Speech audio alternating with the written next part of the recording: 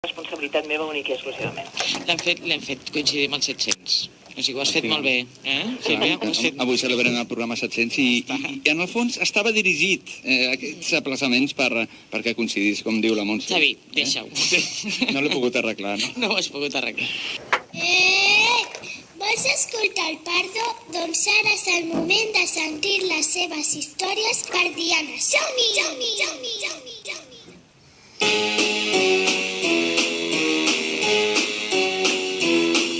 Hit the road, Jack. Don't you come back no more, no more, no more, no more. Hit the road, Jack.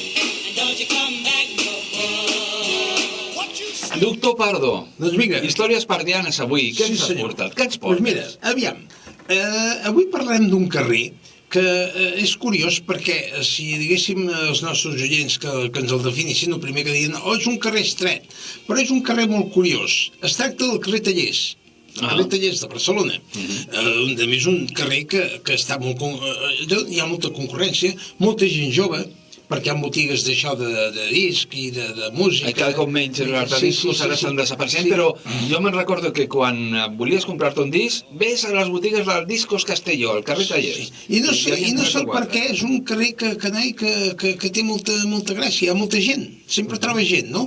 Possiblement també perquè la trajectòria, si entres per la Rambla, acabes a la plaça Universitat, i si entres per la plaça Universitat, acabes a la Rambla. I també pas a meitat de camí i te'n vas cap al Centre de Cultura, i tota la zona que hi ha al Museu de... Exactament. I si teniu que pel carrer de Sitges, que hi ha l'Oveja Negra, em sembla que es diu l'Oveja Negra o alguna cosa així. Crec que sí. Un parc que va a la joventut, també. I clar, tot això dona ambient, noi? Bé, no és aquest el cas, simplement era aquest, és explicar això.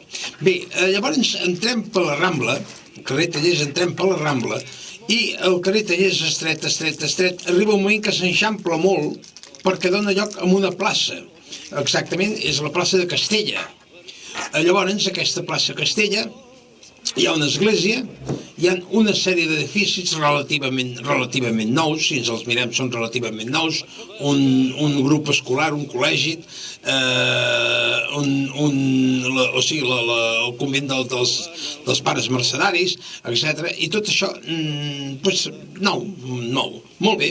Llavors, d'on surt la plaça aquesta Castella? Quan es crea la plaça Castella? Aquesta grandiosa plaça que hi ha allà, tal com estic explicant. Doncs això ve com a conseqüència de que allà estava a l'Hospital Militar de Barcelona. I llavors, a l'estar a l'Hospital Militar de Barcelona, en el moment que es derriba aquest hospital, o sigui, s'enderroca, automàticament apareix la plaça. Ho explicarem una mica. Bé, era un edifici del segle XVIII. Llavors, aquest edifici, quan es va construir com a convent dels pares Pauls. Molt bé. Llavors, arriba un moment en què ens arriba la cèlebre desamortització de Mendizábal. I llavors, clar, han de sortir d'allà. Aquest senyor decideix que les órdenes religioses abandonen los conventos, etcétera, porque se los expropia el Estado, i llavors, marxen. I llavors, aquest edifici, concretament, en comptes de ser el convent dels Pauls, i l'església que hi ha allà era l'església del convent, llavors es transforma en una fàbrica de tabacs. I allà es produeixen tabacs. Arriba 1850, i llavors quan arriba... 1840. I llavors quan arriba 1840, passa a ser hospital militar. Era un edifici de 4 plantes, un edifici enorme, arribava del carrer Valdonzella fins al final del que és la plaça actualment, fins al final, fins on hi ha el grup escolar. I llavors, concretament, a finals del segle XIX pràcticament, 19, tenia una capacitat per 800 malalts. 800 malalts, naturalment, parlo de personal de caràcter militar. Bé, quan arriba la dictadura del general Miquel Primo de Rivera, es decideix que aquest hospital ha de ser substituït. Aquest hospital és insalubre, aquest hospital té una falta d'higiene impressionant i aquest hospital no compleix les funcions d'hospital. Molt bé, llavors s'arriba amb això I, a més, doncs, que clar, aquest edifici és molt vell i, per tant, se li ha de donar una solució. No obstant, durant tot el temps de la República i tot el temps de la Guerra Civil d'Espanya, doncs ell continua com a hospital militar. Bé, llavors, doncs, aquest hospital, al finalitzar la Guerra Civil, doncs es dedica a atendre ferits de guerra, malalts, però fonamentalment tots aquells presoners polítics, tots aquells presoners de guerra, que quan es posen malalts doncs són portats a aquest hospital. Bé, llavors, definitivament, es construeix un hospital militar a Barcelona, que és el que tots coneixem en aquests moments, exactament el que està a Vallcarca. A 1942, parlo després de la Guerra Civil, es clausura ja definitivament. Els malalts que hi ha en aquest hospital, el material que hi ha en aquest hospital, el personal mèdic i sanitari que hi ha en aquest hospital, tot passa al nou hospital de Vallcarca, tal com el coneixem. Bé, llavors l'edifici de tallers, un cop clausurat, passa a ser donat a l'Ajuntament de Barcelona. L'Ajuntament de Barcelona convoca un concurs públic amb el qual, per enderrocar i la creació de la plaça Castella tal com la coneixem.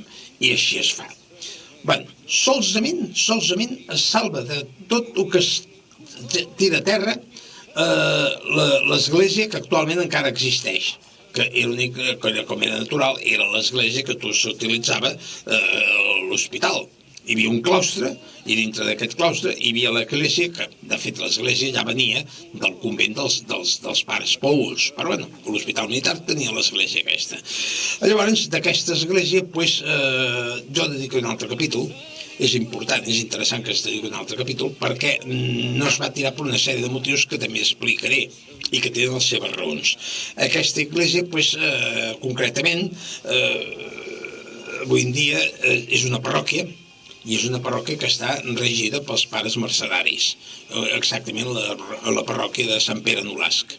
En una pròxima edició recordarem i parlarem d'aquesta església.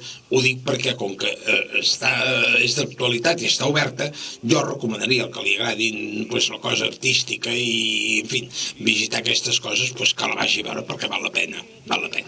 Doncs bé, de moment aquesta és la cosa. La sorpresa és que hi ha moltes persones a Barcelona que jo he parlat amb elles i a l'hospital militar al carrer Tallers el que menys pensaven és que pogués estar. I sí, va estar fins a l'any 1942 que es va tancar definitivament. De fet, quan van posar l'hospital militar nou, per entendre, aquí a Vallcarca, van canviar el nom de l'avinguda, perquè es deia l'avinguda, va passar a dir-se, no sé com es deia abans, però es deia últimament, ara no, però es deia Avinguda de l'Hospital Militar i ara es diu Avinguda de Vallcarca. Justos. Però va ser Avinguda de l'Hospital Militar fa relativament pocs anys. Bé, i després aquest hospital militar, perquè naturalment aquí un hospital que no hi ha tropa i tal, no, Barcelona pràcticament no és també militar. Per tant, i després una altra cosa, després tenim suficients residències, suficients puestos, els militars no són una cosa especial, són com els demés. Per tant, si un necessita a l'exèrcit un puesto on portar malalts, poden ser residències de la Seguretat Social, amb acords, amb convenis, etc. I la prova és que l'hospital militar avui en dia ha passat a la Generalitat de Catalunya i hi ha una sèrie de dependències que, de fet, ja han deixat de ser les que tenia l'hospital militar, perquè en els últims temps a l'hospital militar hi havia, perdoneu l'expressió, 4 gats, i allò no es podia mantindre precisament. No, era molt car. Sí, era molt car de mantenir, però sobretot pel servei que estava donant. I a última hora, si queda algun soldat a Barcelona, queda alguna cosa, sembla que queda el GEM, no sé si hi ha algun... Sí, que està per allà a Pedralbes, per allà queda... Sí, el Bruc, no? El Bruc, just. Sí, el qual té... Si alguna persona aquesta es posa malalta, no, i se'n va a la residència del Vall d'Hebron i puntó, i ja està. Suposo que deuen d'haver convenis avui dia ja per la cosa aquesta. De moment res més, i bona tarda, i fins a la pròxima. Som-hi.